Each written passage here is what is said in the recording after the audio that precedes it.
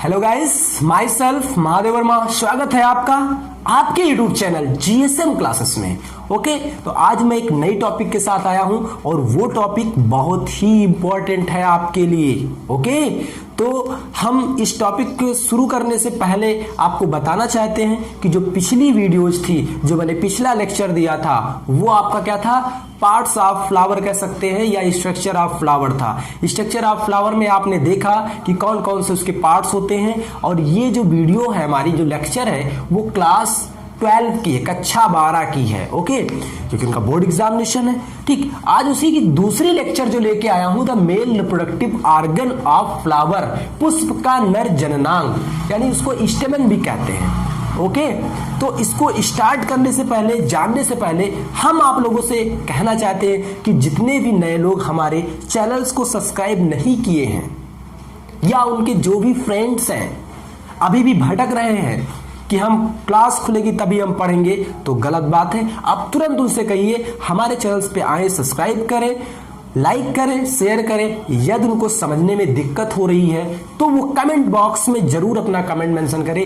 हमारी वीडियो अगर अच्छी लग रही है तो आप उसको भी कमेंट बॉक्स में मेंशन करें, जिससे कि हमारा हौसला बढ़े और हम लगातार अपने अथक प्रयासों के द्वारा आपको नई नई जितने भी टॉपिक्स है उसको कवर करें और आपका सिलेबस कंप्लीट हो और आप एग्जामिनेशन में अच्छे मार्क्स गेन करें। ठीक, तो इसके लिए मैं भी तैयार हूं, आप भी तैयार है ना? तो हम फटाफट शुरू करते हैं। तो आपका है पुष्प का नर जननांग, the male reproductive organ of flower. तो आप जानते हैं कि जो फ्लावर है उसका जो वो आपका एक मेल रिप्रोडक्टिव कह सकते नहीं, सॉरी, रिप्रोडक्टिव ऑर्गन है किसका? प्लांट्स का, फ्लावर। ठीक, अब अगर फ्लावर में कहा जाए कि उसमें मेल और फीमेल रिप्रोडक्टिव सिस्टम कौन कौन सा है, तो आपका मेल हो जाएगा आपका कौन सा? स्टेमन हो जाएगा, या एंड्रोसियम भी बहुत लोग बोल देते हैं। ठीक, जिसको हम पुमंग कहते हैं। अब चूंकि जो एंड्रोसियम वर्ड है वो ग्रुप ऑफ स्टेमन के लिए लिया गया है। ठीक है, और जो आपका स्टेमन है, एंड्रोसियम आपका ग्रुप ऑफ स्टेमन के लिए है, लेकिन स्टेमन जो है वो सिंगल, आपको एक ही एंड्रोसियम कह सकते हैं या एक ही स्टेमन का स्ट्रक्चर या एक मेल जो आपका रिप्रोडक्टिव सिस्टम ऑर्गन है फ्लावर का, उसका अध्ययन करना है। तो इसमें जान लेते हैं सबसे पहले कि आपका, चूंकि सभी लोग जानते हैं, ठीक, क्या कि जो पुंकेसर है एंड्रोसियम है। Androecium is the male reproductive organ of flower. पुष्प का जो नर जननांग है वो क्या है? पुंकेसर है या स्टेमन है कह सकते हैं। ठीक, अब बात करते हैं कि ये बना किसका होता है। तो the male reproductive of flower ऐसे कह सकते हैं, या कह सकते हैं कि the स्टेमन is consist of anther, filament and connective tissue. ये तीन चीजें इसमें होती है, लेकिन मेनली दो होती हैं। आपको ज्यादातर वीडियोस में जो भी चैनल्स पे जाएंगे आपको दो ही मिलेगा।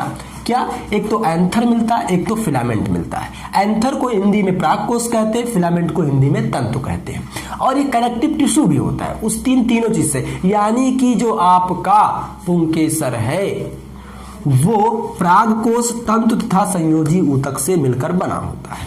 इतना क्लियर? कोई दिक्कत किसी को? ठीक, अब बात करते हैं, बहुत सारे बच्चे कंफ्यूज हो जाते हैं कि सर परागकोश और ये क्या नाम उसका, आपका पॉलन सैक। ठीक है, तो परागकोश जो है इसी के अंदर आपका एंथर जो है, इसी के अंदर आपका पॉलन ग्रेन का फॉर्मेशन होता है। जब पॉलन ग्रेन बन जाएगा तब उसको पॉलन सैक कहेंगे। क्या कहेंगे? पॉलन सैक कहेंगे। तो ये कंफ्यूजन मत रखिएगा। अब इतनी चीजें जान गए तो ये एक डंडे लाइक संरचना जो होती है फ्लावर में, ठीक, उसके मेल ऑर्गन में फ्लावर के, उसको फिलामेंट तंतु बोलते हैं। और जो ऊपर की तरफ ये देख लीजिए आपको बाइलोब्ड, ये बाइलोब्ड है ना, एक लोब ये है, देखिए एक लोब आपका ये हो गया और एक लोब ये है। तो ये बाइलोब्ड स्ट्रक्चर होता है कौन? Mail reproductive organ of flower, यानी कि स्टेमन। ओके, ये हो गया।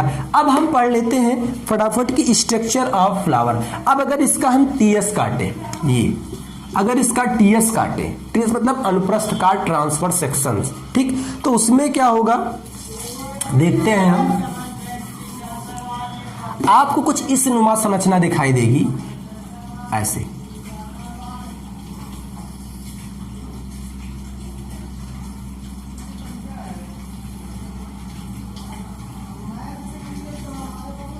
ऐसी संरचना दिखाई देगी। ओके, ये यहां पे ज्वाइंट रहता है। ओके,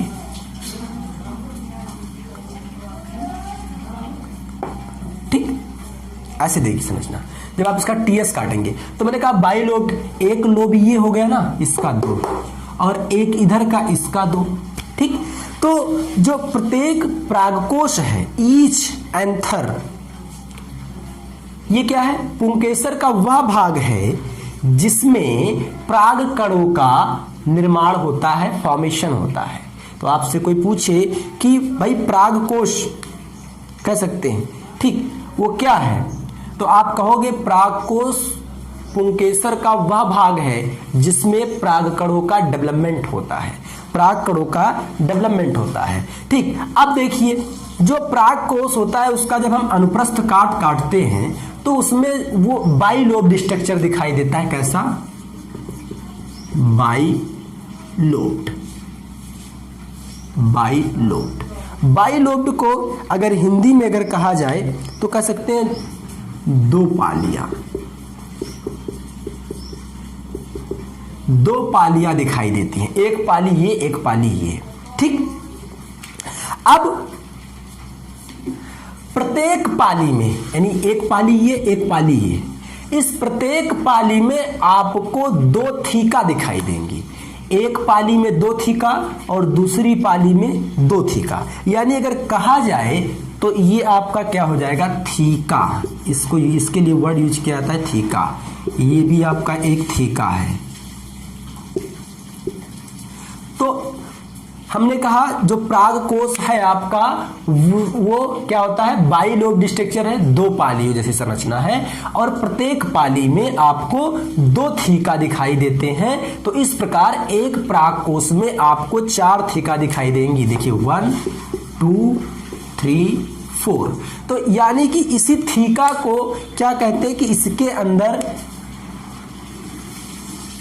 सिक्कों के पैकेट्स रहते हैं। क्या रहते हैं? सिक्कों के पैकेट्स भरे होते हैं। ठीक, उस पैकेट्स को ही बोल दिया जाता है, उसी को माइक्रोस्पोरेंजियम।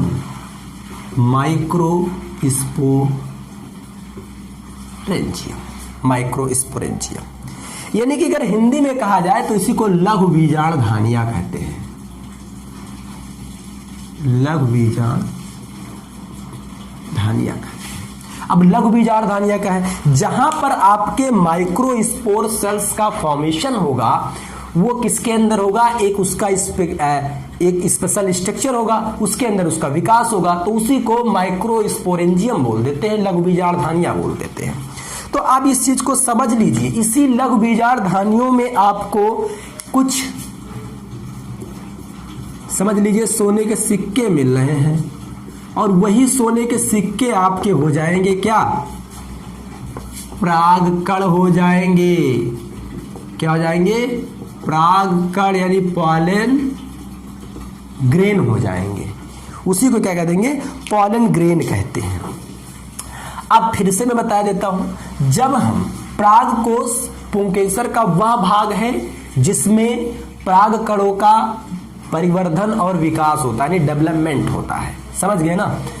फिर कहते हैं कि जब हम परागकोश का टीएस काटते हैं, ठीक, तो हमें क्या दिखाई देता है कि परागकोश जो है वो बाइलोब्ड स्ट्रक्चर है, द्विपालियों जैसी संरचना है। उसकी प्रत्येक पाली में 2 अलग अलग थीका दिखाई देती हैं। इस प्रकार एक परागकोश में 4 थीका होती हैं और उन 4 थीकाओं के अंदर जो होता है उसमें एक पॉकेट नुमा संरचना होती है, कह सकते हैं, जिसके अंदर माइक्रोस्पोरेंजियम भरा रहता है। यानी कि हम कहें तो एक परागकोश में 4 माइक्रोस्पोरेंजियम होता है, 4 लघु बीजाणु धानियां होती हैं। और ये चारों लघु बीजाणु धानियां जो होती हैं वो कार्नर पे होती है। देखिए कार्नर है कि नहीं है? एक कार्नर ये, एक कार्नर एक, एक कार्नर एक, एक कार्नर ए। ठीक, तो ये कार्नर पर होती हैं। इसी के अंदर क्या होते हैं? आपके परागकण जो है पॉलन ग्रेन वो फील्ड होते हैं, भरे होते हैं। और उन परागकणों का निर्माण किससे होता है? इसमें एक स्पेशल टाइप की सेल होती हैं, उसको बोलते हैं क्या? सारी सेल्स स्पोरोजिनस होती हैं और एक स्पोरोजिनस सेल्स को बोलते हैं पॉलन मदर सेल। क्या बोल देते हैं? पॉलन मदर सेल बोल देते हैं या इसी को माइक्रोस्पोर मदर सेल बोल देते हैं। क्या बोलते हैं? एक कोशिका को माइक्रोस्पोर मदर सेल बोलते हैं, माइक्रोस्पोर मदर सेल बोल देते हैं।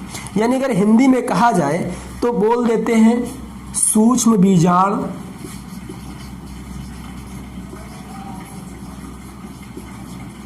सूक्ष्म बीजाणु मात्र कोशिका, सूक्ष्म बीजाणु मात्र कोशिका बोलते हैं। यही सूक्ष्म बीजाणु मात्र कोशिका आगे चलकर अर्धसूत्री, ये 2n होती है, डिप्लॉयड होती है, द्विगुणित संख्या में इसके अंदर गुणसूत्र होते हैं। यही आपकी जो सेल है वो अर्धसूत्री यानी मियोसिस डिवीजन के द्वारा, अब मियोसिस डिवीजन आप जानते हैं भाई कितने चरणों में पूरा होता है? 2 चरणों में होता है, मियोसिस फर्स्ट और मियोसिस सेकेंड। यानी कि यहां 2 बार आपका अर्धसूत्री विभाजन नहीं होगा, इस चीज को आप समझिएगा, तो इस पे कंफ्यूज मत होइएगा। केवल इसके 2 स्टेप होते हैं, मियोसिस फर्स्ट और मियोसिस सेकेंड। तो जब मियोसिस फर्स्ट होगा, जब मियोसिस फर्स्ट होगा तो मान लीजिए ये माइक्रोस्पोर मदर सेल है, तो मियोसिस फर्स्ट एम फर्स्ट, तो इससे आपकी 2 कोशिकाएं बनेगी और ये दोनों क्या होती है? आपस में ज्वाइंट होती हैं। ठीक, अब ये फिर मियोसिस सेकेंड होगा तो ये क्या करेगी? एक सेल 2 बनाएगी और ये बनाएगी 2 और ये आपस में जुड़ी होती हैं। तो इसी में क्या हो जाता है? आपका एक पॉलन जो आपका ये माइक्रोस्पोरेंजियम है, यानी एक परागकोश का डेवलपमेंट हो जाता है। ठीक, और इसी को बोलते हैं टेट्राड, टेट्राड बोलते हैं। टेट्राड माइक्रोस्पोर कंडीशंस होती है जिससे क्या होता है? आपके माइक्रोस्पोर का निर्माण होता है। तो अब इसी के अंदर देखिए 4, ये एक सेल्स जो है, एक सेल 4 माइक्रोस्पोर का फॉर्मेशन कर ली, यही आगे चलकर आपके पॉलन ग्रेन जो है उसको क्या करेंगे? जन्म देंगे। एक बात और जानिएगा, जितने भी आपके एंजियोस्पर्मिक प्लांट्स होते हैं उसमें 2 चीजें मेन होती हैं, मैंने पहले ही बताया था, एक स्पोरोफाइट होती है और दूसरा आपका गैमेटोफाइट होती है। तो स्पोरोफाइट इस वर्ड को सुनते ही अक्सर बच्चे घबरा जाते हैं कि स्पोरोफाइट, भाई ये कौन सी विडंबना आ गई, ये क्या आ गया? तो स्पोरोफाइट की मतलब होता है, फाइट मतलब होता है पैदा करना, पैदा करना, और स्पोर का मतलब होता है स्पोर। स्पोर को पैदा करना ही आपका स्पोरोफाइट कहलाता है। ऐसे आपका गैमेटोफाइट वर्ड है, तो गैमेटोफाइट, फाइट मतलब पैदा करना, बर्थ, और गैमीट का मतलब होता है गैमीट, यानी युग्मक को पैदा करना, गैमीट को बर्थ करना। ओके, तो इस पे आप लोग मत कंफ्यूज होइएगा। तो ये रहा आपका, ये जो आपको मैंने बना के बताया वो परागकोश की संरचना हो गई, एक परागकोश की संरचना। लेकिन एग्जैक्ट में ऐसी होती नहीं है, कैसी होती है उसको हम लोग देख लेते हैं। तो स्ट्रक्चर आप जब मैं डेवलपमेंट बताऊंगा तो उसमें लेयर्स का नाम लूंगा, लेकिन यहां पर अभी लेयर्स का नाम जब आप पढ़ेंगे कि माइक्रोस्पोरोजेनेसिस तो वहां पर आएगा। तो हम स्ट्रक्चर बना देते हैं आपको, वाकई में जो रियलिटी होती है वो कैसा होता है उस चीज को देख लीजिए आप।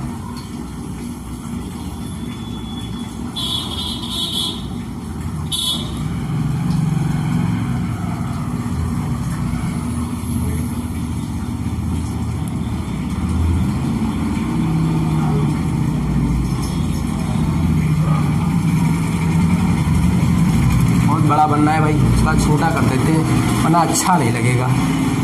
तो आप लोग भी कहोगे कि सर अच्छा नहीं बना पा रहे, तो हम कैसे बना ले भाई? तो इस कंफ्यूजन में मत रहिएगा, अच्छा बनेगा। आपसे भी मैं आशा करता हूं आप भी अच्छा बनाएंगे। ऊपर की पानी छोटी हो जा रही है, इसको ऊपर उठा लेते हैं।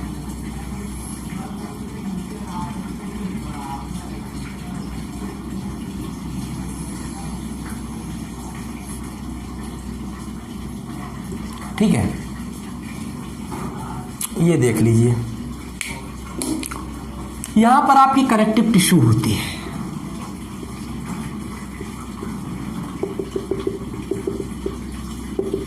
कनेक्टिव टिश्यू होती है, ठीक है। पहली जो लेयर होती है उसको एपिडर्मिस बोलते हैं। मैं एक पार्ट का डायग्राम बना रहा हूँ, पूरा पार्ट नहीं बनाऊंगा वरना टाइम ज़्यादा हो जाएगा, वीडियो बड़ा हो जाएगा, वीडियो ज़्यादा बड़ा मैं नहीं करना चाहता हूँ भाई। तो ये आपकी एपिडर्मिस, एपिडर्मिस के बाद लगभग 2 से 3 लेयर जो होती हैं वो एंडोथीसियम होती है। क्या होती है? एंडोथीसियम होती है। एंडोथीसियम का कोई विशेष काम नहीं है, ये जब आपका डेहसेंस ऑफ एंथर होता है, यानी कि जब परागकण को बाहर निकलना होता है तो उसमें ये हेल्प करता है। इसी के अंदर आपका ये होता है, ऐसे पॉकेट में होगा सब में, ये इसके अंदर ही आपकी सेल्स जो है वो भरी होती हैं। इसको क्या बोलते हो? क्या कहते हैं भाई इसको? माइक्रोस्पोर की जो सेल्स होती हैं वो यही होती है, इसी में आपका पॉलन ग्रेन जो होगा वो फील्ड होगा। ठीक, तो इसके अंदर आपके क्या बने रहेंगे? माइक्रोस्पोर मदर सेल रहेंगे।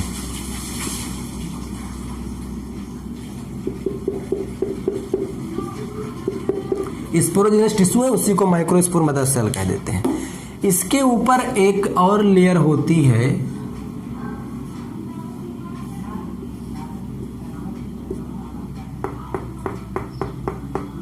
जिसको टेपिटम लेयर बोलते हैं। ये न्यूट्रिटिव इन फंक्शन होती है। ये बेचारे बच्चे इसके अंदर जो डेवलप कर रहे होते हैं, जब इनको भोजन चाहिए होता है तो ये इसी टेपिटम से लेते हैं और इनको कोई भोजन खिलाने वाला नहीं है, इस चीज को जानिएगा। अब इसके बाद जो आपका बीच का शेष पार्ट जो भी बचा, ठीक है, जो भी आपका भाग बचा,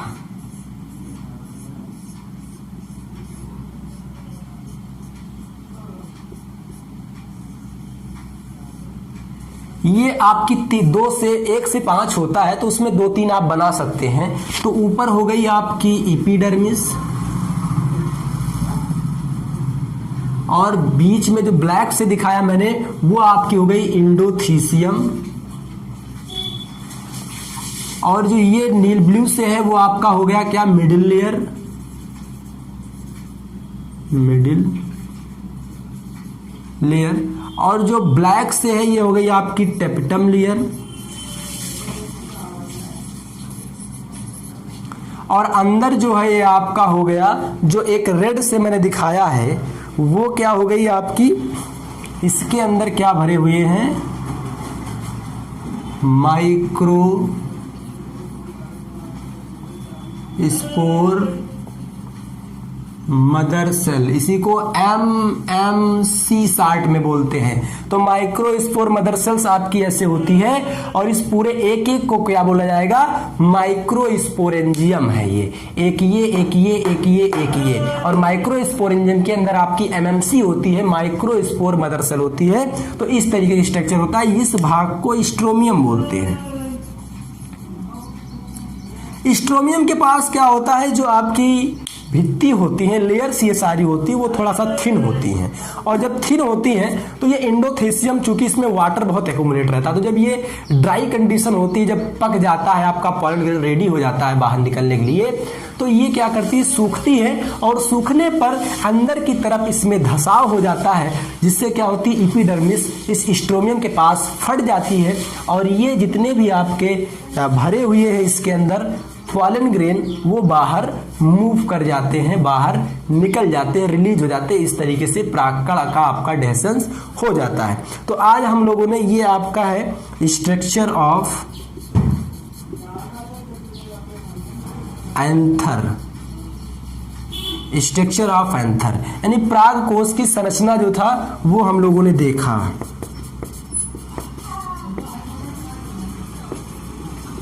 पराग कोश की संरचना, ठीक, इसको हम लोगों ने पढ़ लिया। अब इस डायग्राम को आप पूरा बना सकते हैं, क्योंकि ये एग्जाम में भी आपका आता है, तो ये आप पूरा बनाइएगा भाई।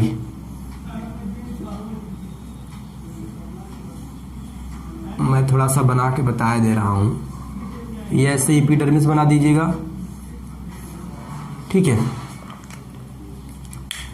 फिर एपिडर्मिस के बाद एक आप लेयर और बना दीजिए। ये कौन सी लेयर हो जाएगी? एंडोथीसियम, ठीक है। पूरा डायग्राम बनाने में थोड़ा टाइम लग जाता है, इसीलिए मैंने पूरा बनाया नहीं है, वरना बना देता पूरा। ओके, ये आपकी कौन सी लेयर हो जाएगी?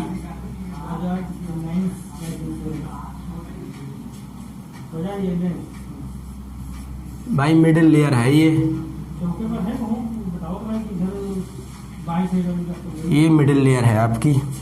और मिडिल लेयर के बाद जो ऊपर वाली लेयर होती है इसके, और इसकी सबसे खास बात है ये बाई न्यूक्लिएटेड होती है। टैपेटम लेयर की जो सेल्स होती है वो बाई न्यूक्लिएटेड होती है, उसमें द्विकेंद्रक होते हैं। द्विकेंद्रक होगा तभी ये नरिशमेंट प्रोवाइड करेगा, जितने न्यूक्लियस ज्यादा उतने खाना ज्यादा बनाएगा। ओके, तो जिससे क्या होगा, ये आपको ये सेल्स ऐसे भर दो, हेक्सागोनल सेल्स होती हैं, ठीक है, जिससे आपका डायग्राम थोड़ा अच्छा लगने लगेगा और इस तरीके से आप डायग्राम को बना सकते हैं। ओके, जिससे आपका स्ट्रक्चर बनकर तैयार हो जाएगा। इसको क्या बोलते हैं? कनेक्टिव टिश्यू बोलते हैं। बहुत सारे बुक्स में संवाहन बंडल भी लिखा हुआ, कोई दिक्कत नहीं है। कनेक्टिव टिश्यू संयोजी ऊतक। तो ये हो गया आपका स्ट्रक्चर ऑफ एंथर। ठीक है, मैं फिर से बता दे रहा हूं कि पुंकेसर जो है वो पुष्प का नर जननांग है, जो फिलामेंट, परागकोश और संयोजी ऊतक से मिलकर बना होता है। परागकोश पुंकेसर का वह भाग है जहां पर पॉलन ग्रेन जो होता है उसका फॉर्मेशन होता है, कह सकते हैं, एंड डेवलपमेंट होता है। ठीक, फिर जब हम टीएस काटते हैं, परागकोश का अनुप्रस्थ काटने पर हमें दो लोब्ड जैसा स्ट्रक्चर दिखाई देता है, यानी बाई लोब्ड स्ट्रक्चर दिखाई देता है। यानी कि कह सकते हैं कि परागकोश is a bi lobed structure. ठीक, दो पालियों युक्त संरचना है। Each lobe contain two another lobe या two theca. So one anther contain 4 theca, या इसी को कहते हैं 4 माइक्रोस्पोरेंजियम। 4 लघुबीजाणुधानियां होती हैं। तो मैंने क्या कहा कि अनुप्रस्थ काटने पर हमने क्या देखा कि एक परागकोश में 4 लघुबीजाणुधानियां होती हैं। इन चारों लघुबीजाणुधानियों में आपके क्या भरे होते हैं? पॉलन ग्रेन भरे होते हैं। ठीक, पॉलन ग्रेन इसी में भरा रहेगा, पैकेट होता है ना, मैंने पहले ही बताया है। ठीक, इसका ये सारी के सारे जो पॉलन से माइक्रोस्पोरेंजियम है वो कॉर्नर पे होते हैं। कहां पे होते हैं? कॉर्नर पे होते हैं। ठीक, अब परागकणों का निर्माण कैसे होता है इस चीज को जान लीजिए। जो आपकी एमएमसी है, स्पोरोजिनस सेल्स में ही कुछ सेल्स होते हैं जो dense cytoplasm nucleus well develop हो जाता है, उसी को माइक्रोस्पोर मदर सेल्स बोल देते हैं। ये अपने द्वारा अर्धसूत्री विभाजन के द्वारा पॉलन ग्रेन का कह सकते हैं या माइक्रोस्पोर का निर्माण करती है। ठीक, तो इस तरीके से आपका स्ट्रक्चर ऑफ एंथर कंप्लीट हुआ। अब आप बताइएगा हमारा वीडियो आपको कैसा लगा। जो भी लगा होगा कमेंट बॉक्स में जरूर लिखिएगा। हमारे चैनल्स को सब्सक्राइब करिए, लाइक करिए, शेयर करिए। Okay guys, thanks. जय हिंद, जय भारत।